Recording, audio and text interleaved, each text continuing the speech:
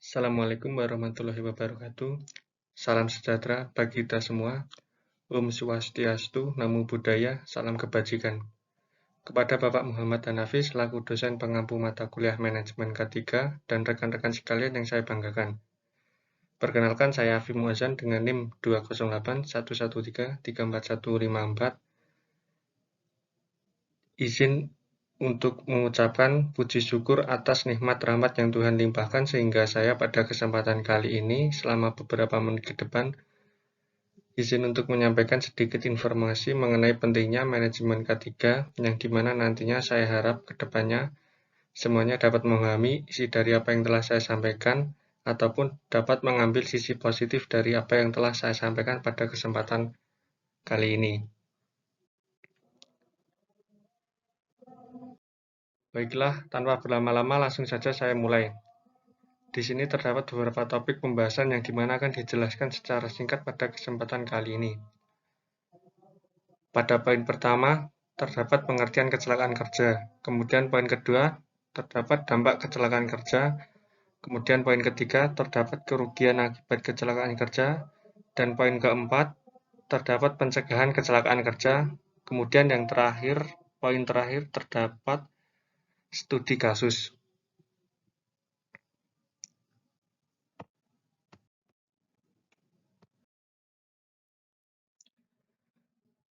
Di slide ini terdapat poin pertama yaitu pengertian kecelakaan kerja. Pengertian kecelakaan kerja berdasarkan Feinberg Jr. adalah kejadian yang tidak diinginkan yang terjadi dan menyebabkan kerugian pada manusia dan harta benda. Ada 3 jenis tingkat kecelakaan berdasarkan efek yang ditimbulkan. Menurut Feinberg Jr. dan George L. Girmain, di mana pada bukunya Particle Loss Control Leadership, Institute Publishing USA 1990, mengemukakan yaitu poin pertama terdapat aksiden adalah kejadian yang tidak diinginkan yang menimbulkan kerugian baik bagi manusia maupun terhadap harta benda. Kemudian poin kedua terdapat insiden adalah kejadian yang tidak diinginkan yang belum menimbulkan kerugian. Dan ketiga poin terakhir terdapat near miss adalah kejadian hampir celaka. Dengan kata lain, kejadian ini hampir menimbulkan kejadian insiden ataupun aksiden. Untuk melakukan pencegahan akan terjadinya kecelakaan kerja, maka harus diketahui terlebih dahulu penyebab dari suatu kecelakaan kerja, sehingga dapat dilakukan tindakan perbaikan. Menurut Heinrich, dalam teori dominonya mengemukakan bahwa penyebab kecelakaan kerja didasarkan atas kesalahan manusia atau human error, yaitu sebanyak 88% kasus kecelakaan disebabkan oleh unsafe action, 10% disebabkan oleh unsafe condition, dan 2% merupakan takdir dari Tuhan. Namun teori tersebut dikembangkan lagi oleh Feinberg Jr. yang dalam bukunya berjudul Particle Loss Control Leadership, bahwa kecelakaan kerja disebabkan oleh banyak faktor yang mendukung untuk terjadinya kecelakaan kerja. Pada dasarnya, setiap proyek konstruksi selalu berhadapan dengan kondisi dan keadaan yang berbahaya. Namun, setiap organisasi akan menyiapkan sistem pertahanan atau yang akan berbeda-beda kedalamannya untuk mencegah lolosnya bahaya yang mengancam. Sistem pertahanan ini dapat berupa perangkat keras, yaitu seperti sapu, helm, dan sabuk pengaman, ataupun perangkat lunak seperti peraturan dan prosedur keselamatan kerja, pelatihan, dan pengawasan. Dua penyebab utama gagalnya sistem pertahanan akibat terdapat lubang-lubang pada sistem pertahanan adalah perilaku atau tindakan tidak aman dari pekerja dan kondisi laten yang berasal dari faktor-faktor organisasi dan lingkungan kerja.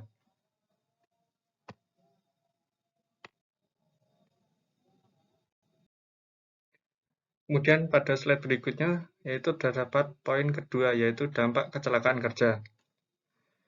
Dampak kecelakaan kerja bisa berdampak dengan menimpa kepada karyawan ataupun perusahaan itu sendiri. Berikut dampak bagi karyawan, antara lain kematian bila memang kecelakaan terjadi masuk kelompok super berat. Kedua, cacat bila sampai kecelakaan itu bikin anggota atau organ badan tertentu jadi tidak berperan dengan secara normal. Kemudian yang ketiga, cedera bila tipe kecelakaan kerja yang terjadi masuk kategori tengah atau enteng. Dan keempat, menyebabkan stres, trauma, ataupun permasalahan kejiwaan. Kemudian terakhir, produktivitas karyawan pun jadi terhalang selama sistem pemulihan, atau bila sampai alami cacat fisik, bermakna karyawan itu tidak dapat lagi bekerja dengan secara normal seperti sebelumnya. Kemudian dampak bagi perusahaan, antara lain yaitu pertama, jelas turunnya produktivitas perusahaan atau jadi lambatnya produksi. Kemudian kedua, perusahaan harus keluarkan biaya penyembuhan untuk karyawan yang terkena kecelakaan kerja. Kemudian yang ketiga, perusahaan harus juga keluarkan upah rugi. Kemudian yang keempat, bila kecelakaan kerja termasuk berat, dapat menyebabkan rusaknya perlengkapan atau bangunan yang disebut aset perusahaan. Kemudian yang kelima, kecelakaan kerja itu juga mungkin bikin rusaknya produk dan bahan-bahan. Kemudian yang keenam, ada gaji yang perlu dibayarkan perusahaan selama karyawan belum dapat bekerja lagi. Kemudian yang berikutnya adalah punya potensi menyebabkan turunnya kekuatan karyawan setelah kembali dapat bekerja. Dapat karena keadaan fisik yang tidak senormal sebelumnya ataupun turunnya semangat kerja karyawan. Dengan kata lain, hal semacam ini berpengaruh pada produktivitas pabrik. Kemudian yang terakhir adalah bila ingin merekrut pekerja atau karyawan baru, perusahaan pun perlu keluarkan biaya lagi, baik untuk biaya rekrutmen ataupun biaya untuk melatih pekerja baru.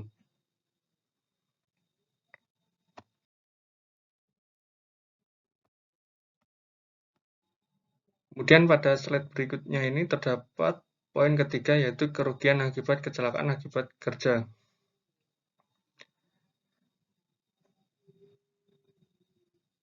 Kerugian akibat kecelakaan kerja secara garis besar menyebabkan terjadinya kerugian fisik dan materi.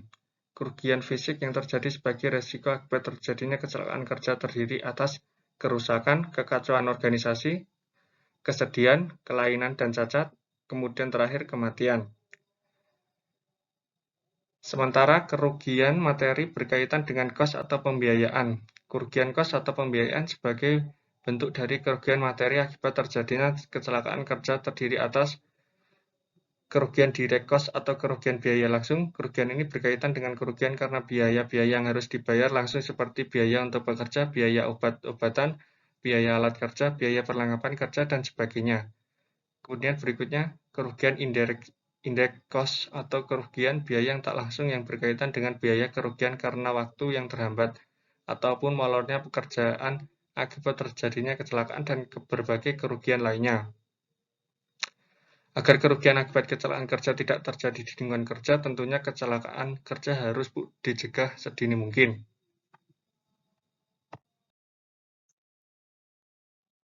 Kemudian, pada slide berikutnya terdapat poin keempat, pencegahan kecelakaan kerja.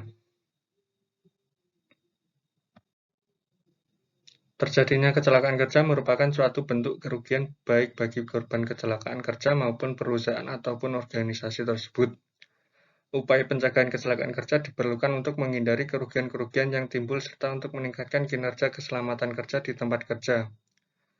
Berdasarkan teori domino efek penyebab kecelakaan kerja atau H.W. Henrich, maka dapat dirancang berbagai upaya untuk mencegah kecelakaan kerja di tempat kerja, antara lain yaitu pertama, upaya pencegahan kecelakaan kerja melalui pengendalian bahaya di tempat kerja. Kemudian kedua, pemantauan dan pengendalian kondisi tidak aman di tempat kerja. Kemudian yang ketiga, pemantauan dan pengendalian tindakan tidak aman di tempat kerja. Kemudian yang keempat, upaya pencegahan kecelakaan kerja melalui pembinaan dan pengawasan. Kemudian yang kelima, pelatihan dan pendidikan ketiga terhadap tenaga kerja. Kemudian yang keenam, konseling dan konsultasi mengenai penerapan K3 bersama tenaga kerja. Kemudian yang ketujuh, pengembangan sumber daya ataupun teknologi yang berkaitan dengan peningkatan penerapan K3 di tempat kerja. Kemudian yang kedelapan, upaya pencegahan kecelakaan kerja melalui sistem manajemen. Kemudian yang kesembilan, prosedur dan aturan K3 di tempat kerja. Dan yang ke-10, penyediaan sarana dan prasarana K3 dan pendukungnya di tempat kerja. Setelah itu yang terakhir yaitu penghargaan dan sanksi terhadap penerapan K3 di tempat kerja kepada tenaga kerja itu sendiri.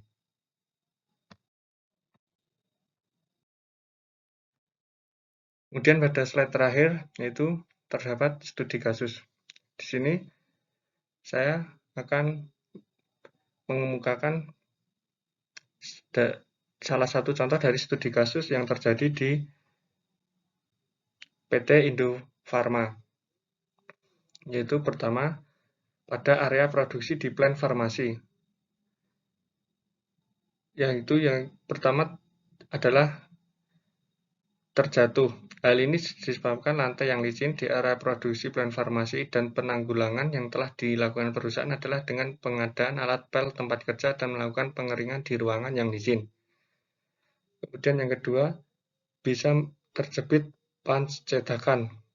Potensi bahaya dialami oleh pekerja yang bekerja di area produksi, khususnya yang bekerja dengan menggunakan mesin cetak produksi.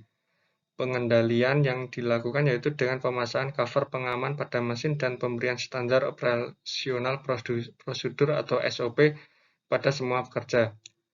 Kemudian yang ketiga, dapat terpotong penggunting alfoil. Potensi bahaya dialami oleh pekerja yang bekerja di area produksi, khususnya yang bekerja dengan menggunakan mesin strip. Pengendalian yang dilakukan yaitu dengan pemasangan cover pengaman pada mesin. Kemudian yang keempat, yaitu dapat terjepit selling saw. Potensi bahaya dialami karyawan di area pengemasan produk, khususnya yang bekerja dengan menggunakan mesin ceklik. Pengendalian yang dilakukan yaitu dengan pemasangan cover pengaman pada mesin dan mewajibkan memotong kuku pada semua pekerja dengan alat tersebut. Kemudian yang terakhir, kelima, yaitu dapatnya tersengat panas. Potensi bahaya dialami oleh pekerja yang bekerja di area produksi, khususnya yang bekerja dengan menggunakan mesin sering. Pengendalian yang dilakukan yaitu dengan meningkatkan tingkat kedisiplinan karyawan dalam mematuhi standar operasional prosedur atau SOP dan peraturan yang ada di perusahaan tersebut.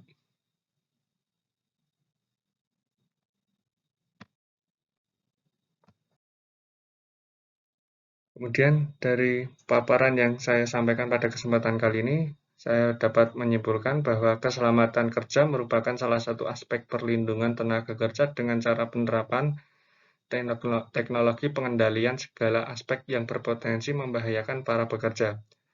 Pengendalian juga ditujukan kepada sumber yang berpotensi menimbulkan penyakit akibat dari jenis pekerjaan tersebut.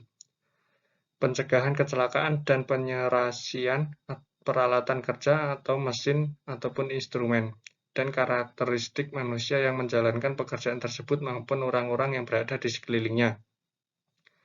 Dengan menerapkan teknologi pengendalian keselamatan dan kesehatan kerja, diharapkan tenaga kerja yang akan mencapai ketahanan fisik, daya kerja, dan tingkat kesehatan yang tinggi.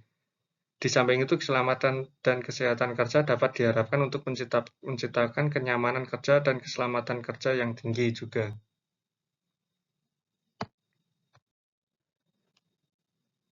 Baiklah, demikian beberapa hal yang bisa saya sampaikan pada kesempatan kali ini. Saya mohon maaf yang sebesar-besarnya apabila ada tutur kata maupun tindakan yang kurang berkenan. Dan juga mohon maaf yang sebesar-besarnya apabila ada tutur kata atau tindakan yang kurang berkenan pada teman-teman dan Bapak dosen sekalian. Terima kasih atas partisipasinya untuk menyaksikan video ini. Wassalamualaikum warahmatullahi wabarakatuh.